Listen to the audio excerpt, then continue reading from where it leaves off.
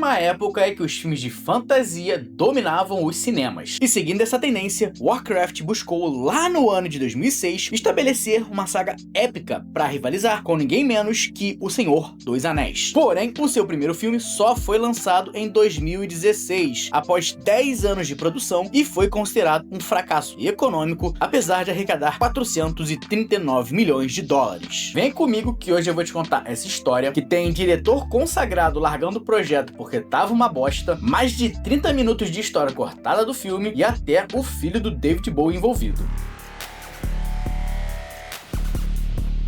Qual é, pessoa? Eu sou o André Con, seja muito bem-vindo ao Conversando, e hoje bora falar de Warcraft, uma saga épica que morreu antes mesmo de começar. E se você não conhece Warcraft, calma que eu te explico. Num passado longínquo, Warcraft era um jogo de estratégia criado pela Blizzard lá nos anos 90 e que colocava orcs e humanos numa guerra constante. Esse jogo foi um grande sucesso, em especial pelo jeito perfeito que ele captava a energia do trabalhador brasileiro. Mais trabalho, me deixe em paz. Warcraft dominou o cenário dos games e fez tanto sucesso que evoluiu para outras mídias como quadrinhos, livros e, eventualmente, se tornou um dos maiores jogos multiplayer da história. Assim, no início dos anos 2000, sentindo o cheirinho da grana na mesa, a Blizzard tentou pegar carona no sucesso estrondoso de O Senhor dos Anéis e iniciou um plano para colocar nas telas o seu próprio conto épico de Warcraft, anunciando o seu primeiro filme em 2006. O roteiro pegava um universo já com anos de desenvolvimento, repleto de personagens e diferentes histórias, e procurou voltar no começo disso tudo para contar sobre o primeiro encontro entre orcs e humanos e o início da guerra, o que foi uma sacada bem inteligente, porque apesar do sucesso do jogo, esse ainda era um público bastante nichado, e o filme precisava conquistar uma audiência nova que não conhecia nada daquele mundo. Bom, agora com um plano traçado, um universo estabelecido e uma fanbase já existente, não tinha como dar errado, né? Olha, considerando que o filme só foi lançado em 2016, ou seja, 10 anos depois de quando ele foi originalmente anunciado, dá pra dizer que teve algumas coisinhas que não funcionaram. E a primeira delas foi justamente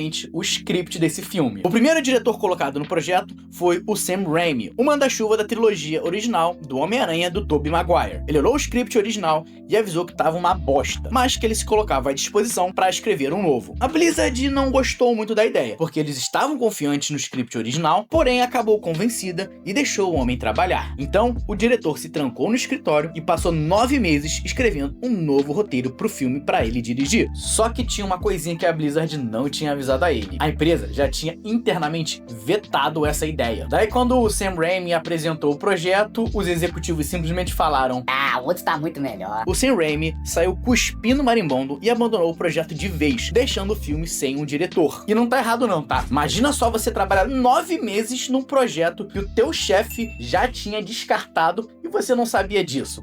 Não me force a te matar! Bom, pro lugar do Sam Raimi, a empresa trouxe o Duncan Jones, um diretor mais conhecido pelo seu bem recebido filme Contra o Tempo, de 2011. E bem, se você acha que esse cara aqui ia ceder por estar under pressure, fica tranquilo porque esse Starman é ninguém menos que o filho de David Bowie.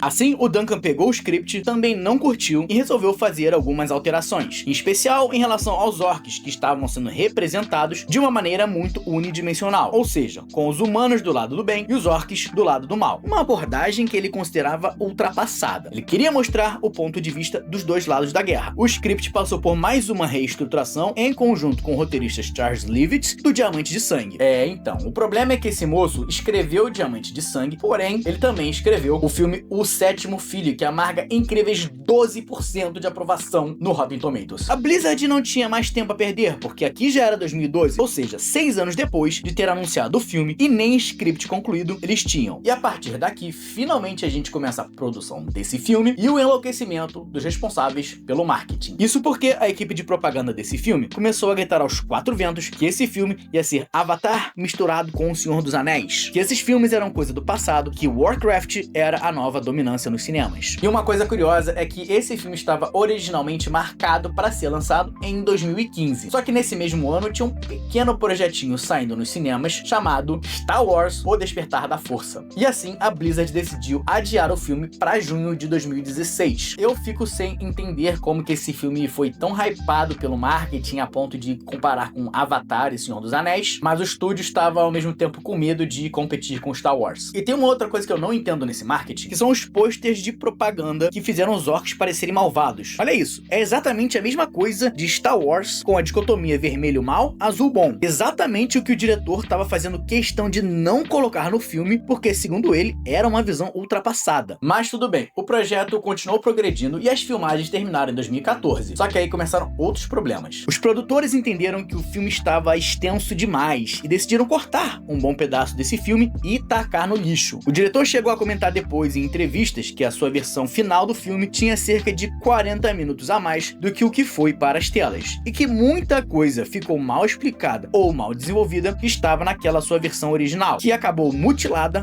pela edição. Ele também chegou a dizer que Warcraft tinha sofrido uma morte por 1000 cortes, tanto pela edição, que removeu muita coisa, mas também por diversas interferências do estúdio ao longo de 3 anos e meio em cima do trabalho dele. E te falar, faz sentido, tá? Isso porque existe uma enorme discrepância entre a avaliação dos críticos e do público nesse filme aqui. E a maior parte das críticas são relacionadas especificamente com o roteiro, os personagens e, especialmente, o ritmo do filme. Para uns, porque a narrativa é muito acelerada para quem não conhece nada daquele universo, pois foca em diversas histórias de diferentes personagens, sem dar a elas o desenvolvimento necessário e nunca passa de uma superficialidade. Ao mesmo tempo, os fãs falam que muita coisa desse universo ficou faltando ou foi alterada para ir para os cinemas. E assim, no final das contas, Warcraft acabou virando um filme de fantasia genérica, com belíssimos efeitos visuais, que foi o suficiente para agradar quem foi ver, mas que acabou não conseguindo se firmar como uma grande franquia como a Blizzard queria. E o que quer que tenha ficado nesses 40 minutos que foram cortados, a gente nunca vai saber, porque o filme se baseia tão fortemente em CGI que conseguir terminar isso custaria uma grana absurda pro estúdio. Mas então, se o público de maneira geral gostou, foi um sucesso econômico, né? Mais ou menos. O filme foi lançado em junho de 2016 e com um orçamento de 160 milhões de dólares, ele arrecadou 439 milhões. O problema é que, de maneira geral, um filme precisa arrecadar de 2 a 3 vezes o que ele gastou no seu orçamento só para poder ficar no 0 a 0. Isso porque esses 160 milhões de orçamento inicial, eles são apenas os custos de produção do filme. Aqui a gente não tá contando com marketing, com a porcentagem repassada aos cinemas e por aí vai. Mas calma que piora, porque a porcentagem repassada para o estúdio do total arrecadado varia de região para região. Então, por exemplo, nos Estados Unidos, ou seja, o box office doméstico de Warcraft, os estúdios geralmente ganham de 50% a 70% dessa quantia. Porém, a partir do momento que a gente considera o box office mundial, essa porcentagem diminui significativamente, para cerca de 40% na Europa e 25% na China. Agora, adivinha onde Warcraft fez titica de dinheiro e onde ele fez uma cacetada de grana? Pois é, nos Estados Unidos, o filme fez míseros 47 milhões de dólares, ao passo que na China, eles arrecadaram 225 milhões de dólares. Nesse mesmo ano e nessa mesma época nos Estados Unidos, Invocação do Mal 2 arrecadou 102 milhões de dólares, vindos de um orçamento de 40 milhões. Ou seja, a China salvou Warcraft de ser um flop econômico absurdo, mas também como a porcentagem lá repassada para os estúdios, para a produção, é muito menor do que nos Estados Unidos e em outros países, ficou muito complicado para esse filme que basicamente só conseguiu se pagar, sem gerar nenhum lucro significativo. E a loucura é pensar que Warcraft, que nessa época era o filme baseado em jogo que mais tinha arrecadado na história do cinema, ainda assim foi considerado um flop financeiro. Bom, independente disso tudo, o Duncan Jones, o diretor, ainda estava muito confiante de que essa franquia teria uma continuação. Afinal, esse era o plano original da Blizzard. Ele chegou a falar no Twitter que ele tinha toda uma trilogia mapeada para essa franquia, que ele desenvolveria ainda mais os personagens e depois entregaria a história para uma outra pessoa que continuaria o legado da Blizzard nos cinemas. Porém, esse plano de diversos filmes e uma franquia enorme acabou engavetado pelo estúdio e, embora o diretor tenha dado diversas entrevistas dizendo que gostaria de retornar e continuar o trabalho, Warcraft foi chutado para debaixo do tapete. E em 2022 até rolaram alguns boatos de um possível reboot dessa franquia, porém no momento em que eu gravo esse vídeo,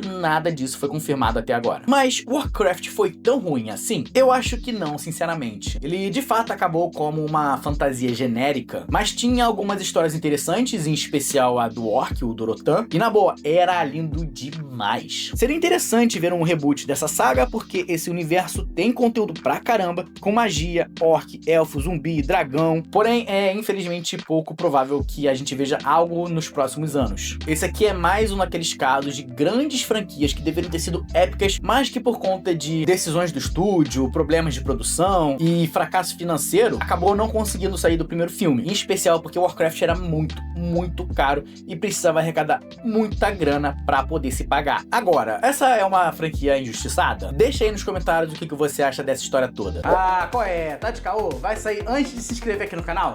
Clica no botãozinho aqui de baixo. Faz o que a cabeça flutuante tá falando.